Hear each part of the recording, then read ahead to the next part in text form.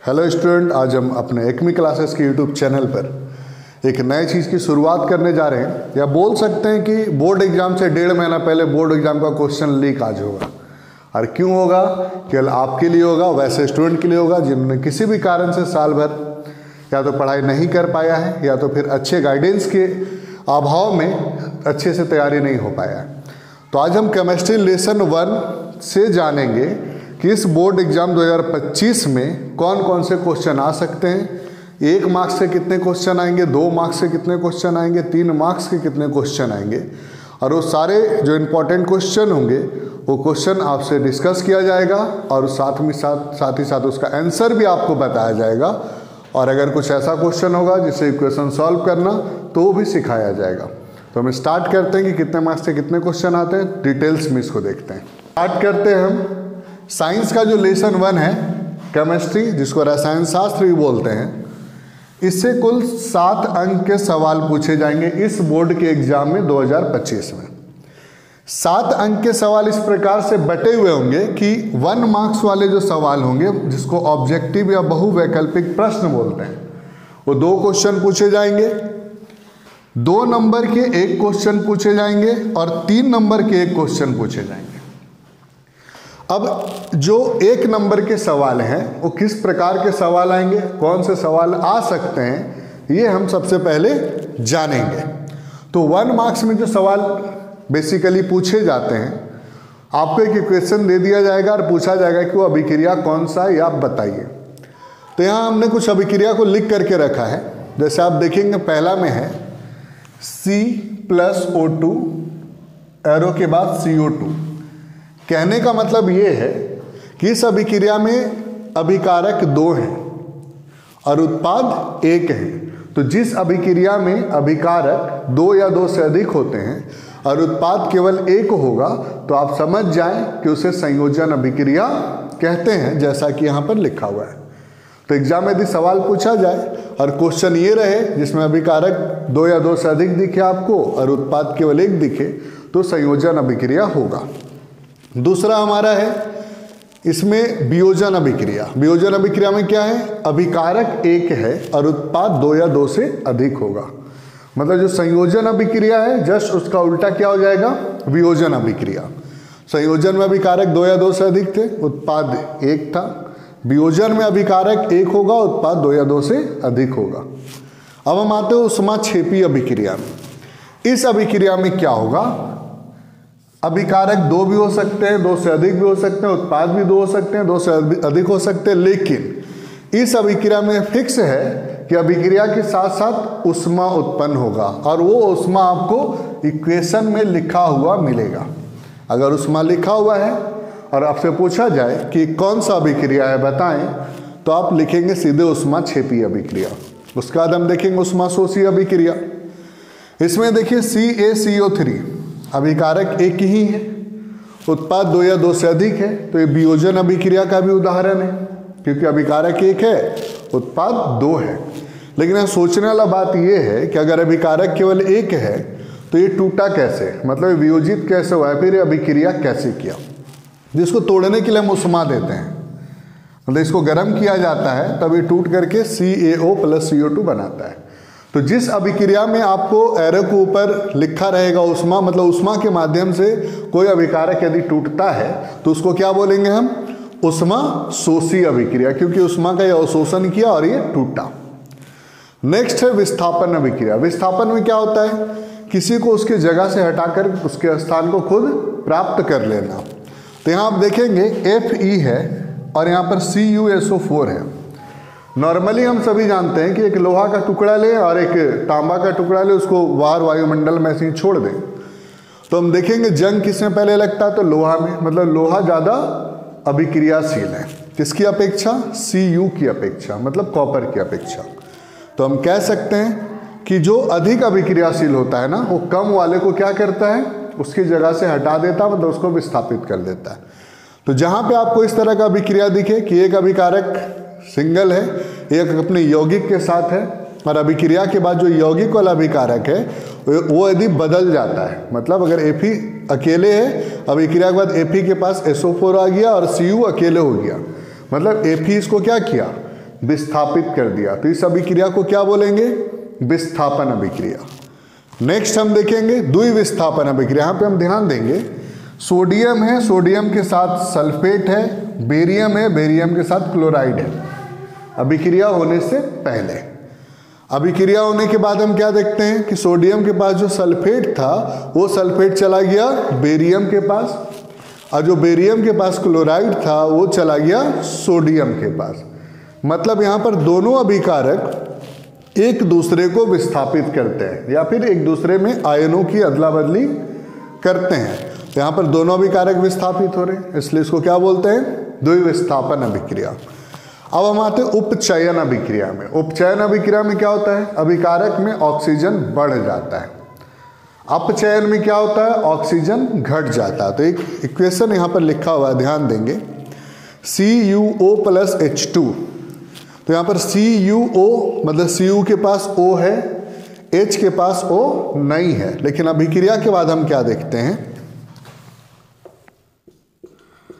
अभिक्रिया के बाद हम क्या देखते हैं कि जो H है, H के पास ऑक्सीजन बढ़ गया। अभिक्रिया से पहले H के पास ऑक्सीजन नहीं था, अभिक्रिया के बाद H के पास ऑक्सीजन बढ़ गया, मतलब ऑक्सीजन उपचयित हुआ, तो ये उपचयन अभिक्रिया हो जाएगा। उसके अलावा देखिए CuO है, Cu के पास ऑक्सीजन पहले से, लेकिन अभिक्रिया के बाद इसके पास कोई ऑक्सीजन नहीं है, मतलब ऑक्सीजन घट गया, तो ये अपचयन अभिक्रिया हो गया। तो एक ही अभिक्रिया में दोनों को दिखाया जा सकता है। हो सकता है आपको इस प्रकार से लिख के दे दे, और ये भी हो सकता है कि इस प्रकार से लिखे C+O2, यहाँ आ जाए CO2, पूछे कौन सा अभिक्रिया है। और ऑप्शन में अगर आपका संयोजन है तो ये संयोजन भी होगा, और ऑप्शन में अगर ये आपका उपचयन है तो उपचयन अभिक्रिया भी होगा। हो सकता है कि ऑप्शन ए रहे संयोजन, ऑप्शन बी रहे उपचयन, ऑप्शन सी रहे वियोजन, ऑप्शन डी रहे अवक्षेपण। तो इसका जवाब होगा ए और बी दोनों, मतलब संयोजन भी और उपचयन भी। तो जो 1 मार्क्स के सवाल पूछे जाएंगे, पहला सवाल इसी से पूछा जाएगा, इक्वेशन दे दिया जाएगा और इक्वेशन के बाद आपसे पूछा जाएगा कि कौन सा अभिक्रिया है बताएं। तो उम्मीद है समझ में आ गया होगा कि 1 मार्क्स का पहला क्वेश्चन क्या होगा। एक बार फिर से देख लीजिए, अगर अभिकारक 2 है, प्रोडक्ट 1 है तो संयोजन होगा। अभिकारक 1 है, प्रोडक्ट 2 या 2 से अधिक है तो वियोजन होगा। अगर किसी अभिक्रिया में इंडिकेट कर रहा है कि ऊष्मा उत्पन्न हो रहा है तो उसको ऊष्माक्षेपी अभिक्रिया कहेंगे।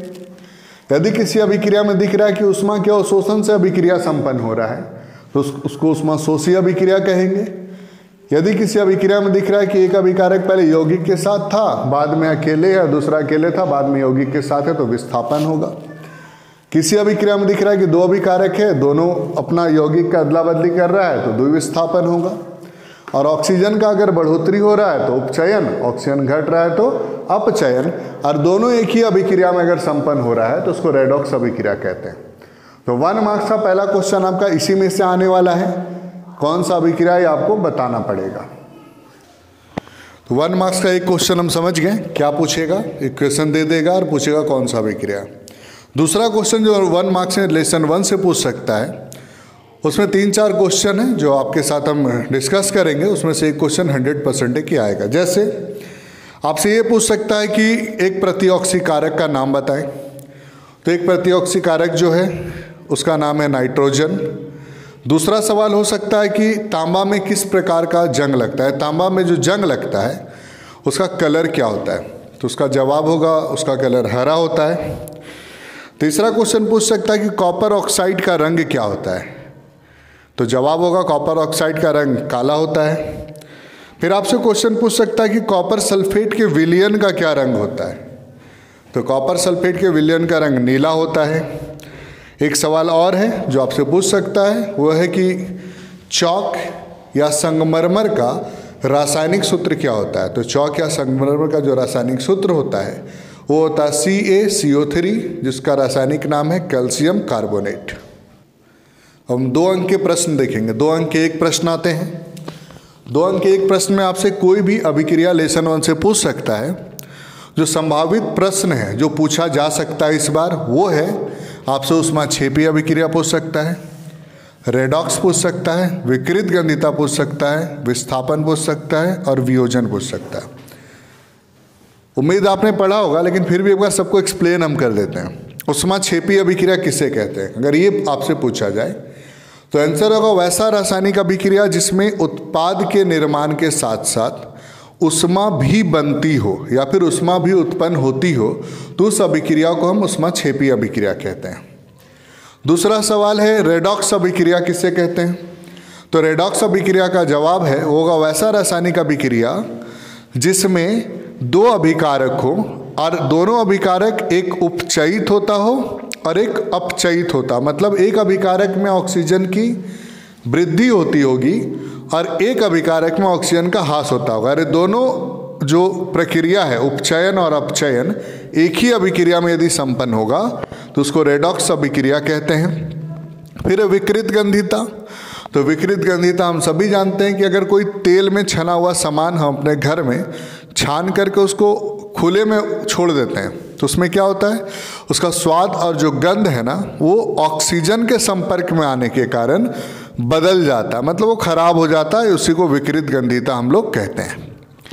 विस्थापन अभिक्रिया है तो विस्थापन का जो डिफिनेशन होगा वो होगा वैसी रासायनिक अभिक्रिया जिसमें अधिक अभिक्रियाशील तत्व, जो ज़्यादा अभिक्रियाशील तत्व होगा वो कम अभिक्रियाशील तत्व को उसके यौगिक के विलयन से गलित अवस्था में विस्थापित कर देगा। तो ये था विस्थापन अभिक्रिया।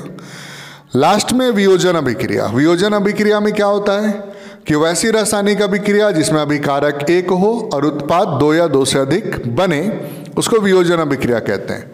वियोजन में एक चीज़ समझ लेंगे हम, ये जो वियोजन अभिक्रिया है, चूंकि अभिकारक एक ही है, उत्पाद दो या दो से अधिक है, तो उस अभिकारक को तोड़ने के लिए यदि ऊष्मा का इस्तेमाल करेंगे तो ऊष्मीय वियोजन हो जाएगा, यदि प्रकाश का इस्तेमाल करेंगे तो प्रकाशीय वियोजन हो जाएगा, और यदि विद्युत का इस्तेमाल करेंगे तो उसको विद्युतीय वियोजन अभिक्रिया भी कहते हैं। तो ये था आपका जवाब और डिफिनेशन के साथ, तो इसको अगर पढ़ लीजिएगा 100% गारंटी है किसी 5 में से एक क्वेश्चन 2 नंबर का आपसे पूछा जाएगा इस बोर्ड की परीक्षा 2025 में। एक बात का आप इसमें ध्यान रखेंगे, जब भी कोई अभिक्रिया आपको लिखने बोला है, जैसे ऊष्माक्षेपी अभिक्रिया बोला गया, तो ऊष्माक्षेपी अभिक्रिया का डिफिनेशन के साथ साथ उसका इक्वेशन जो होता है, जो हमने वीडियो की शुरुआत में लिखा था, वो लिखना आवश्यक है, क्योंकि यदि अगर आप वो नहीं लिखते हैं तो आपका कम से कम आधा नंबर काट दिया जाएगा। तो उस पर ध्यान देंगे, वो लिखना बहुत ही आवश्यक है। लेसन 1 से इक्वेशन बैलेंस करने को लेकर क्वेश्चन आता है। जैसे यहाँ पे इक्वेशन लिखे हुए हैं तो इस इक्वेशन को आपको बैलेंस करना है। 3 इक्वेशन मिलेगा, तीनों को बैलेंस करेंगे तो 3 नंबर मिलेगा। तो इक्वेशन को बैलेंस क्यों करते हैं, पहले थोड़ा सा जान लेते हैं। एक नियम होता है द्रव्यमान संरक्षण का नियम। उस नियम के अनुसार किसी भी रासायनिक अभिक्रिया में द्रव्यमान ना तो घटता ना तो बढ़ता है। मतलब इसके अनुसार रासायनिक अभिक्रिया जब होगा तो अभिक्रिया से पहले और अभिक्रिया के बाद इक्वल होना चाहिए, तत्व यौगिक जो भी हो। तो ये 3 इक्वेशन दिया गया है, इसी टाइप से दिया रहेगा और इसको बैलेंस करना रहेगा। तो 3 मार्क्स का क्वेश्चन इक्वेशन बैलेंस करने का। इक्वेशन बैलेंस करने के लिए आपको अगर बैलेंस करने आता है तो हमारे कमेंट बॉक्स में इक्वेशन बैलेंस करके भेजें, और नहीं आता तो कमेंट करें, अगले क्लास में आपको भी बताया जाएगा। तो ये हमारा आज पहला वीडियो था 2025 जैक बोर्ड को लेकर के। आगे भी वीडियो आते रहेंगे और चैप्टर वाइज आएगा, सारे सब्जेक्ट का आ जाएगा, history, geography, economics, civics, bio, chemistry, सारे सब्जेक्ट का आएगा। तो हमारे चैनल से जुड़ते रहिए, अपने दोस्तों को शेयर करते, अधिक से अधिक चैनल को सब्सक्राइब करें ताकि सारा वीडियो आपको मिले और आप इसका लाभ ले सकें। धन्यवाद।